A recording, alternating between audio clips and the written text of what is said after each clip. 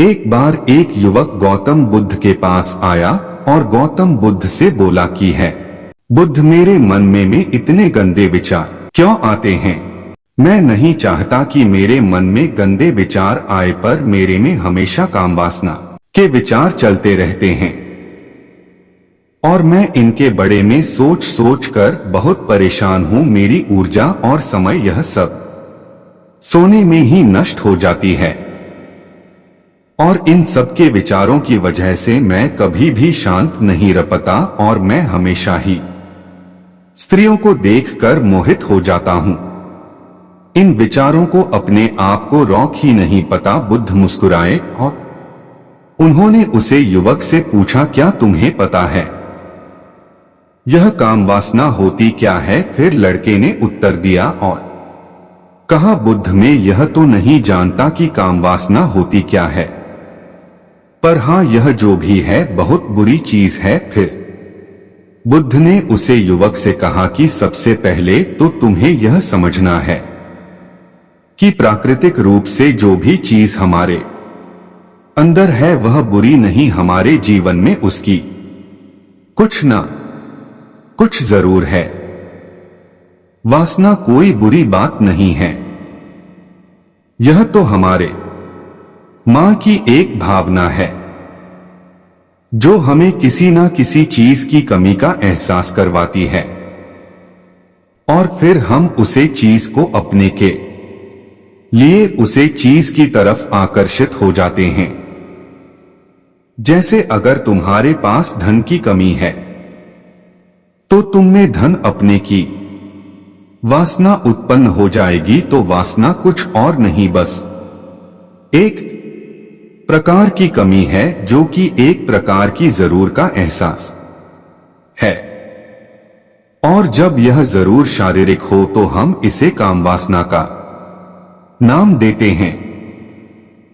युवक ने गौतम बुद्ध को कहा कि बुद्ध, मुझे काम वासना का मतलब तो समझ में आ गया, पर आप मुझे यह बताइए कि यह आई कहां से है और कैसे आई है? गौतम बुद्ध ने कहा कि काम वासना कहानी से आई नहीं है, यह तो हमारे अंदर ही होती है और इसका होना तो जरूरी भी है, तभी तो मानव जाति का विस्तार होगा। युवक ने कहा, जब ये हमारे अंदर ही है और जरूरी भी है तो फिर लोग इसे गलत क्यों बोलते हैं? बुद्ध ने कहा कि यही तो समस्या है, लोगों ने काम वासना को गलत तरीके से सोच लिया है, इसे छिपने की दबाने की कोशिश करते हैं।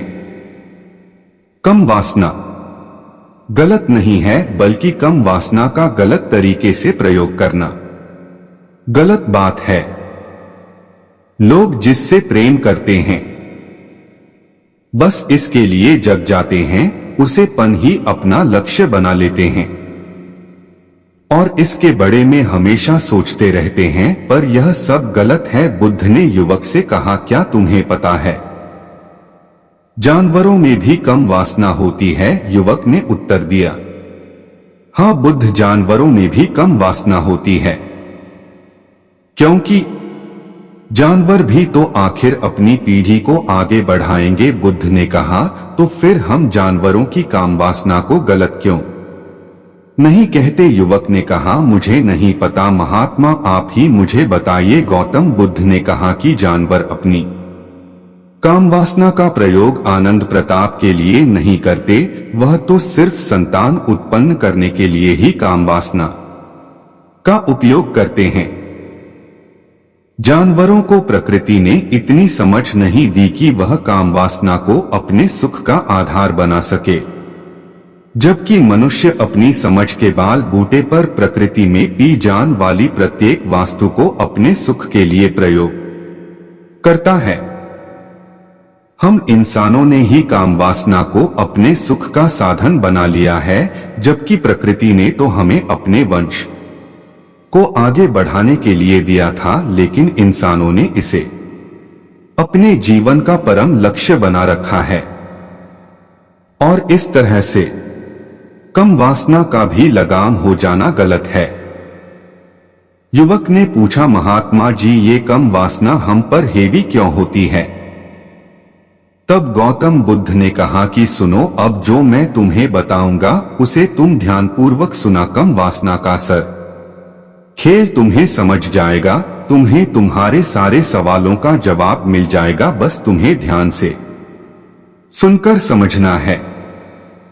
एक बार की बात है, एक आश्रम में गुरु और उनके शिष्य रहा करते थे, जो रोजाना आश्रम के बाहर स्थित गांव में भिक्षा लेने के लिए जाते थे। उसे आश्रम का एक शिष्य जी गांव में भिक्षा लेने जाता था। उसे रास्ते में एक नदी पड़ती थी। एक दिन उसने देखा कि एक लड़का पेड्डा के पीछे छिपा है। वह उसे लड़के के पास गया और उससे जाकर बोला, भाई तुम इस पेड़ के पीछे छिपकर क्या देख रहे हो? लड़के ने कहा, अरे तुझे नहीं दिखे रहा कि मैं क्या देख रहा हूं? तब शिष्य ने नदी की तरफ देखा तो वहां पर कुछ लड़कियां पानी भर रही थी। वो लड़कियां 14 से 15 साल की होगी। तब उसने उसे लड़के से कहा, अरे भाई वहां पर तो लड़कियां पानी भर रही हैं, इसमें छिपकर देखने वाली क्या बात है? तब वो लड़का शिष्य की तरफ देखकर उससे कहता है, अरे पागल, तुम्हें दिखाई नहीं दे रहा कि कैसे यह परियों नदी से पानी निकाल रही है? जरा उनकी अदाओं को तो देखो, उनके कोमल शरीर को देखो, उनकी पतली कमर को देखो और उनके बाल उनकी कमर पर कैसे लहरा रहे हैं, मानो सुंदरता बिखरी पड़ी हो। शिष्य ने फिर नदी की तरफ देखा और इस बार वह इससे देखा ही चला गया। उसे किसी भी बात का कोई डर नहीं था, लेकिन अब वो छिपने लगा और उन लड़कियों को देखने लगा। और जब वो छिपकर उन लड़कियों को देख रहा था, तभी वह अचानक अंदर से कैंप गया और उसने कहा कि यह मैं क्या कर रहा हूं? मैं जो कर रहा हूं वह सही नहीं है, मुझे यहां से चले जाना चाहिए। और फिर वह जल्दी से वहां से चला गया। वो आश्रम पहुंच जाता है।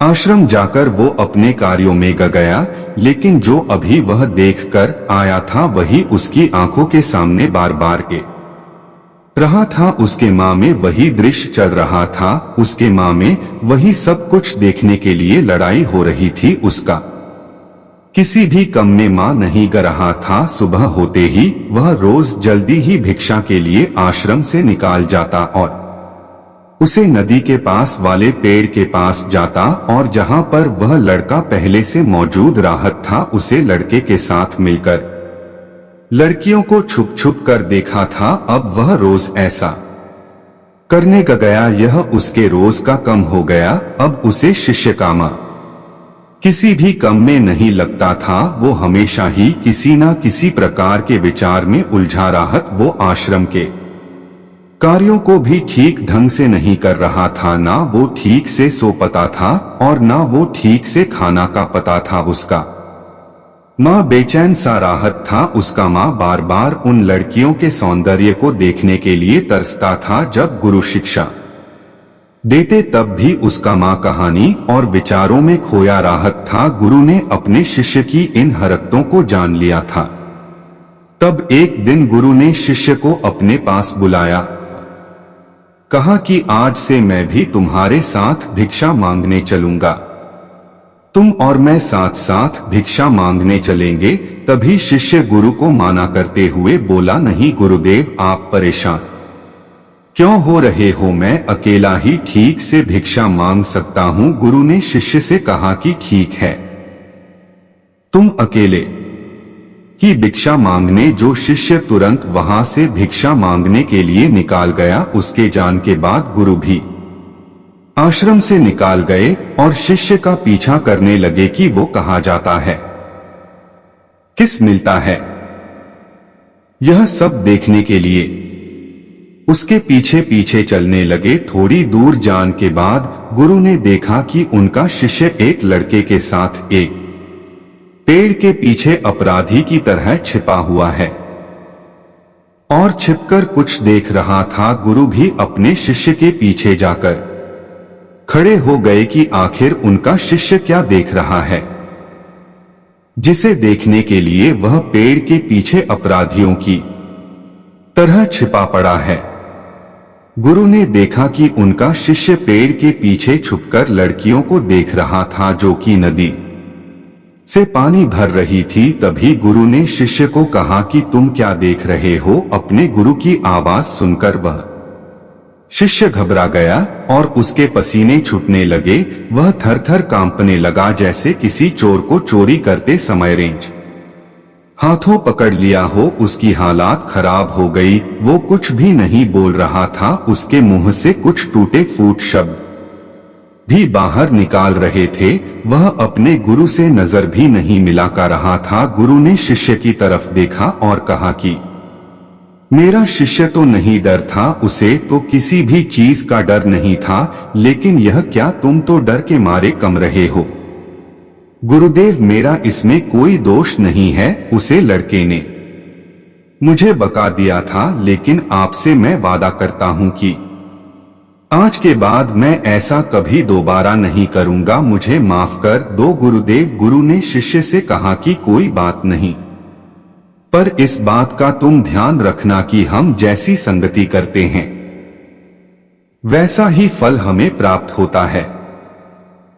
उसके विचार हमारे अंदर प्रवेश करते हैं, इसीलिए अच्छी संगति करो जिससे तुम्हारे अंदर अच्छे विचारों का प्रवेश हो। फिर गुरु और शिष्य आश्रम लौट आए और फिर से आश्रम के कार्यों पर ध्यान देने लगे। उसने उसे रास्ते को छोड़ दिया और दूसरे रास्ते से जान लगा। वो अपने काम को ध्यान से करता, लेकिन धीरे धीरे उसके अंदर क्रोध उत्पन्न हो गया और फिर वो दूसरों पर क्रोध करने लगा और बेचैन रहने का गया। अब वो सही समय पर भजन भी नहीं करता था, वह भजन भी बहुत कम खाता था। एक रात गुरु शिष्य के पास आए और उसे बोले कि अब तक तुमने कितनी बार अपना वादा तोड़ दिया। यह सुनकर शिष्य अपने गुरु के चरणों में गिर गया और रन लगा रोते रोते ही।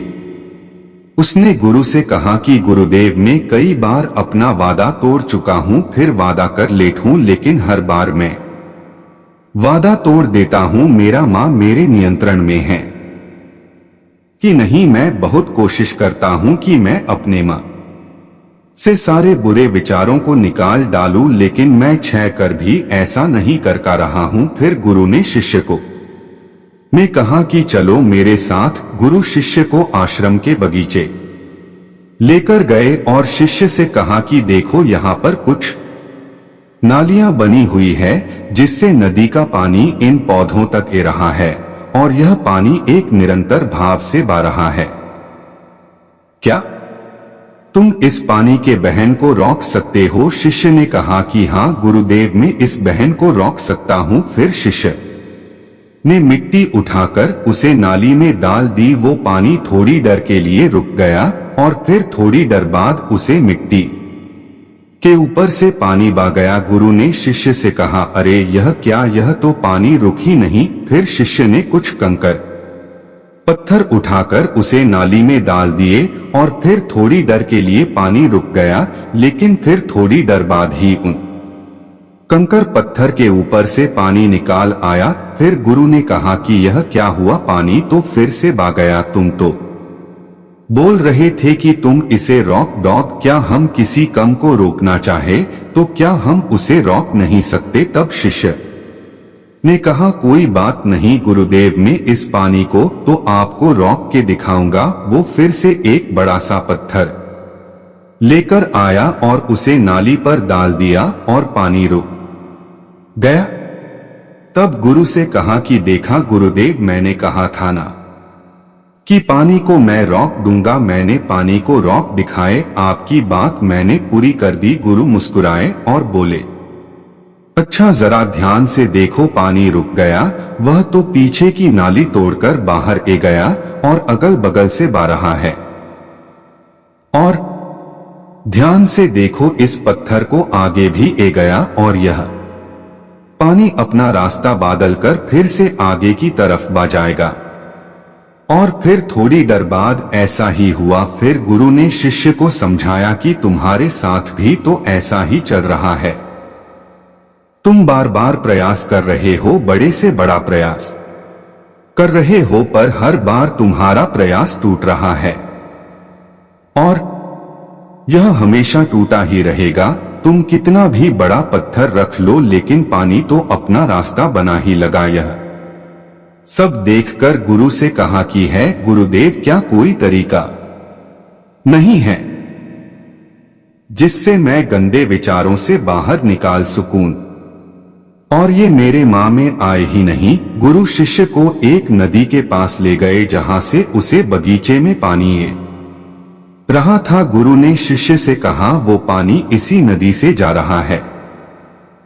अगर हम यहीं से उसे रास्ते को बैंड कर दे जहां से पानी बगीचे में जा रहा है, अब क्या हम पानी को रोक नहीं सकते? शिष्य ने कहा कि हाँ गुरुदेव, अवश्य ऐसा हो सकता है।